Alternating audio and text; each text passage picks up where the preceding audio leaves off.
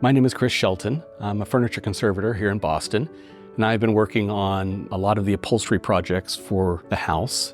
And today we're here to talk about one of the last projects, which is a rocking chair that has a very interesting fabric.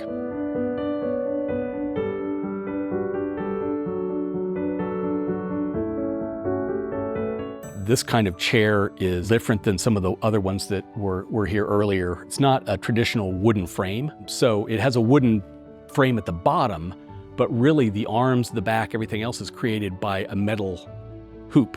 And then everything is lashed to that metal hoop, and then everything is built up on top of those forms. And so the front and the back are actually stitched to it.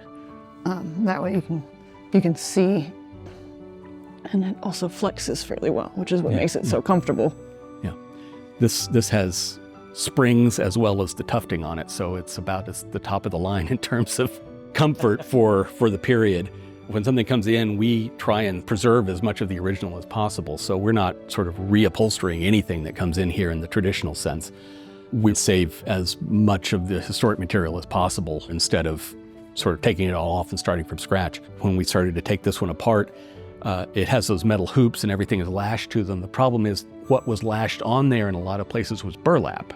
And burlap is not a great fabric. It has about a 50-year, 60-year lifespan, and it starts to get a little brittle. We sort of reinforced it where it needed to be and put on a new piece of linen over a lot of those things, which is stitched to itself, so it's kind of encapsulating what's on there so that the stress is pulling against the new linen, not against the old burlap.